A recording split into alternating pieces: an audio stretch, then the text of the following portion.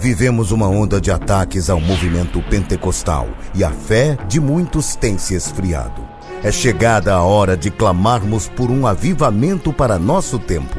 A promessa é para vós e vossos filhos. Uma campanha nacional pela busca do batismo com o Espírito Santo e dos dons espirituais. Acesse campanhaapromessa.com.br. Uma realização CGADB e CPAD.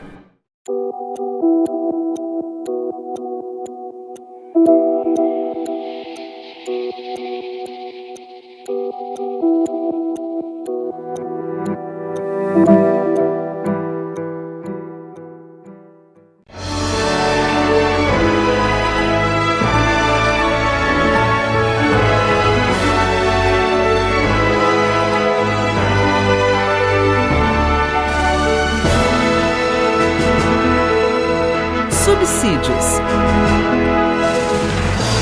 Lições Bíblicas Adultos. Lição 13. Voltados os olhos para a bendita esperança. A paz do Senhor para todos, sejam todos bem-vindos mais uma vez, professores e professoras. E agora estamos finalizando o primeiro trimestre de 2021. Essa é a lição número 13, que tem por título Voltados os olhos para a bendita esperança. Traduzindo, a vinda de Jesus, que é o tema, um dos temas pentecostais, desde o princípio, desde os pioneiros do pentecostalismo moderno, que eles já esperavam, já anunciavam a vinda de Jesus. E, na verdade, o derramamento do Espírito Santo, na época de Jesus, o judaísmo da época de Jesus, já associava o derramamento do Espírito Santo com a vinda do Messias, com a vinda de Cristo. Por isso que no texto da leitura em classe, o texto áudio está aqui em Tito 2 e 13, aguardando a bem-aventurada esperança e o aparecimento da glória do grande Deus e nosso Senhor Jesus Cristo. Esse é o texto áudio. Verdade prática, nossa esperança é algo vívido, a nossa esperança é algo vívido e real, não se baseia em utopia, nem em imaginação humana, mas em fatos revelados na palavra de Deus e confirmados pela história. O que essa verdade prática está querendo dizer? É o seguinte, a vinda de Jesus não é um corte, sabe? Não é um acontecimento isolado. Não, é uma continuação da história. Então não é algo estanque. Então, se você acompanha a história da humanidade, os acontecimentos, você vê que vai desembocar no arrebatamento da igreja, na vinda de Jesus. Então, os fatos históricos, você vê, assim como na pessoa de Jesus, todas as profecias messiânicas produzidas e pregadas, ensinadas, os discursos proféticos do Antigo Testamento, todos esses discursos proféticos com relação à vinda do Messias, esses discursos se cumpriram, essas profecias se cumpriram. Então, o que significa? Significa que as profecias para o arrebatamento da igreja, para a segunda vinda de Cristo, todas elas vão se cumprir também de igual modo. Por isso que é um processo histórico. Não é algo isolado que vai acontecer de maneira estanque, não. É uma sequência histórica. Então, os discípulos, de vez em quando, aqui em Atos, no capítulo 1, que é o texto da leitura bíblica em classe, os discípulos perguntaram, restaurarás tu nesse tempo o reino a Israel? Por que eles fizeram essa pergunta? Porque Jesus já havia falado do Espírito Santo. Jesus falou, lembrou a promessa que João Batista anunciou, que ele chamou a promessa de meu Pai, e que vocês vão receber. Então, quando eles ouviram falar no Espírito Santo, é claro que eles associaram à manifestação do Messias, do Cristo. Então, era uma pergunta que fazia sentido, sim, entendeu? Aí eles perguntaram: restaurarás tu nesse tempo o reino de Israel? É claro que o que Jesus mostrou, que a preocupação dele não devia ser com o reino de Israel apenas, mas é com a humanidade, a salvação da humanidade. Mas aí ele falou do derramamento do Espírito Santo, do poder de Deus, para capacitar os discípulos e a igreja e os crentes para o serviço. Então, o batismo no Espírito Santo, aí nós vamos voltar, estamos na última lição, vamos recapitular aquilo que nós falamos lá no início do trimestre.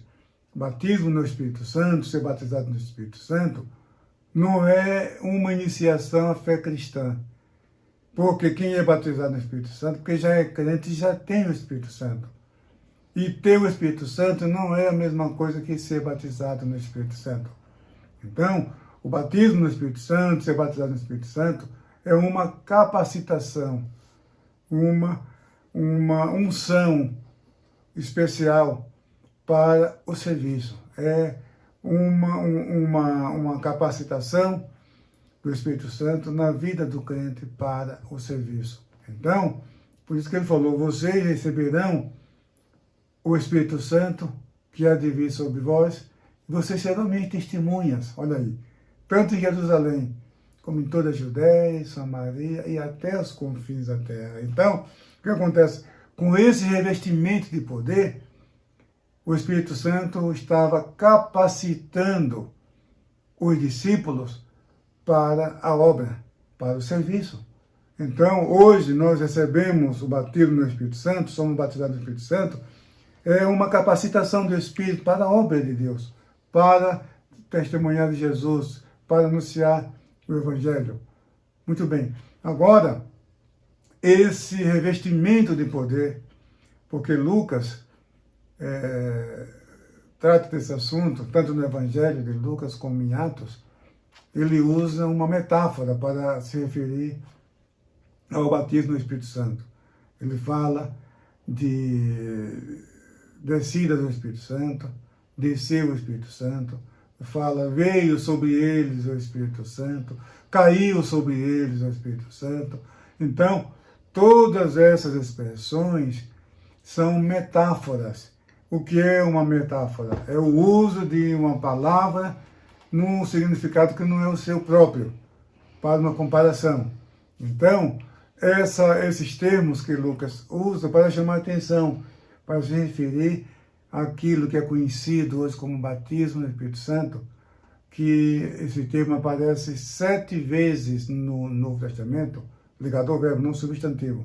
Ser batizado no Espírito Santo, batizado no Espírito Santo, e assim por diante, 4 vezes nos Evangelhos, 2 vezes em Atos e 1 vez em 1 Coríntios 12 e 13. Muito bem. Então, a vinda de Jesus, ela está ligada. Então, a lição número 13, você vê que a teologia pentecostal é outro ponto que é muito importante que todos os professores de escola dominical, todos os líderes saibam, que a teologia pentecostal, preste atenção no que eu vou falar, a teologia pentecostal não é um apêndice pneumatológico da teologia reformada. Você entendeu? Vou repetir. A teologia pentecostal, mais especificamente a teologia assembleiana, a nossa teologia, a teologia das Assembleias de Deus, não é uma teologia, não é um apêndice pneumatológico da teologia da Reforma Protestante. Não, nós temos a nossa própria teologia, teologia pentecostal assembleiana. Então, Daniel Berg, ele iniciou seu ministério usando essa expressão: Jesus salva, cura, batiza no Espírito Santo e breve voltará. Então, você vê que não é um ponto isolado, está dentro de um contexto teológico. E essa expressão já era usada mesmo antes da Rua Azusa.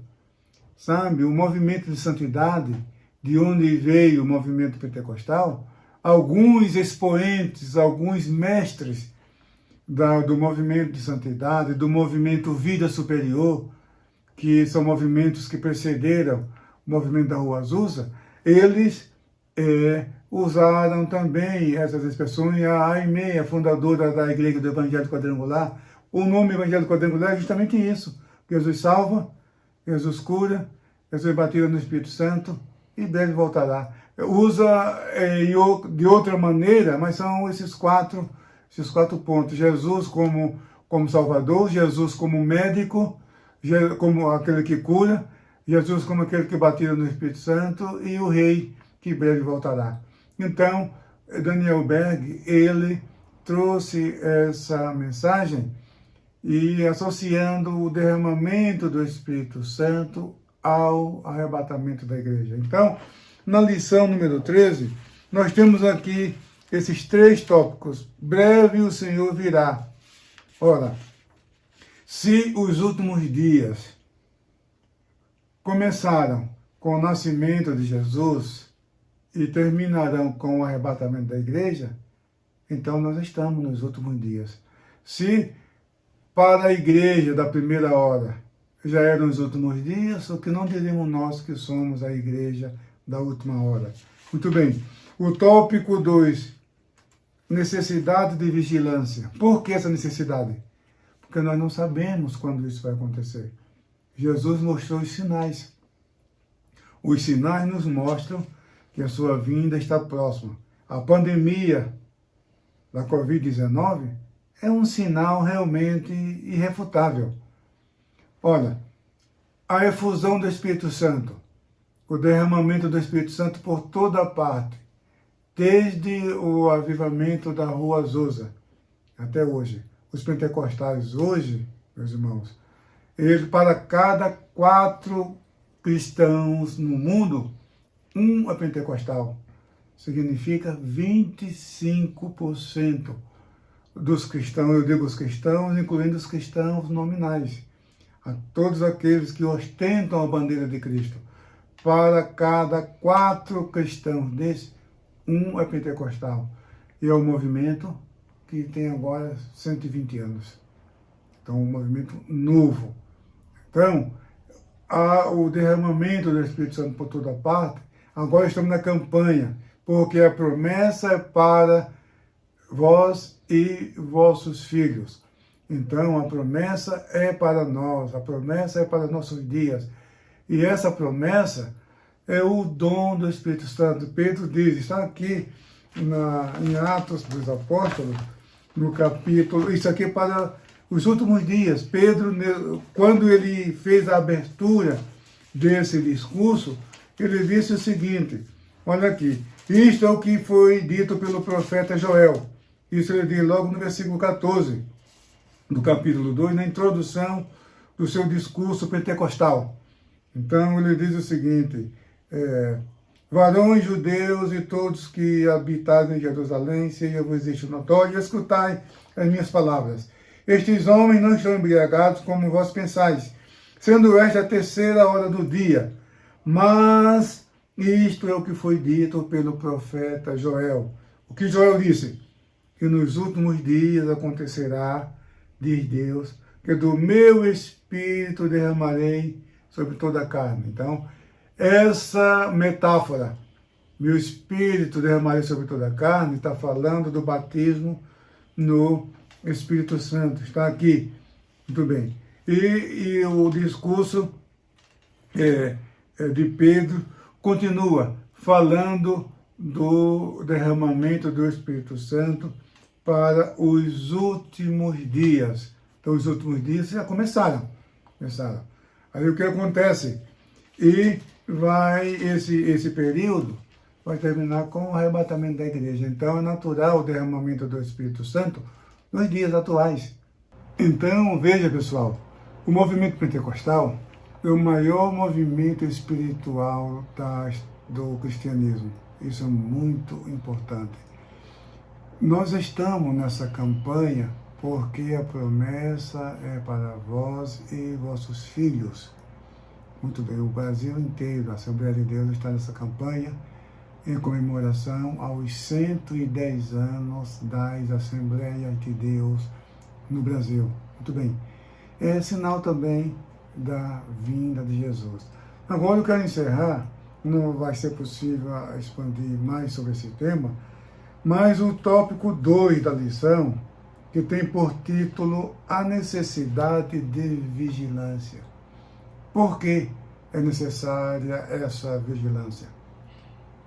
É porque não sabemos o dia e a hora desse acontecimento. Jesus disse, porém, daquele dia e hora, ninguém sabe, nem os anjos, nem o Filho, mas unicamente meu Pai. Nem os anjos, nem o Filho do homem, mas unicamente meu Pai. É claro que Jesus agora sabe, Jesus é Deus. Jesus é Deus, sabe todas as coisas, Ele é onisciente, onipresente, muito bem. Mas não é essa questão que estamos discutindo. O certo é que o Senhor Jesus, nos seus ensinos, nas parábolas, Ele sempre chamou a atenção dos seus ouvintes, dos seus discípulos, para que todos estejam atentos para a vinda do seu Senhor. Então, é esse o ensino, é essa a doutrina pentecostal. Nós estamos atentos, vigilantes, porque Jesus pode vir a qualquer momento. A hora que menos a gente espera, a trombeta vai soar. E os sinais, está tanto na lição, mas no livro, o livro do trimestre, o verdadeiro pentecostalismo, ali nós apresentamos os sinais mais evidentes da segunda vinda de Jesus, como a fundação do Estado de Israel, a existência de Israel hoje como um Estado soberano, o derramamento do Espírito Santo por toda parte e também o avanço da imoralidade, da corrupção, da idolatria, do pecado, do terrorismo, da violência, da fome, da miséria, pestes, como eu já disse, a pandemia da da Covid-19. Tudo isso são os sinais da segunda vinda de Cristo. Então, podemos dizer, como disse João lá em Apocalipse, ora vem, Senhor Jesus, porque nós estamos aguardando Jesus agora. E assim nós encerramos a lição número 13, voltados os olhos para a bendita esperança, isto é, estarmos focados na vinda de Cristo, focados no arrebatamento da igreja. Portanto, meu querido irmão, minha querida irmã, que Deus te abençoe ricamente, em nome de Jesus. Foi muito bom estarmos juntos nesse primeiro trimestre de 2021. Amém.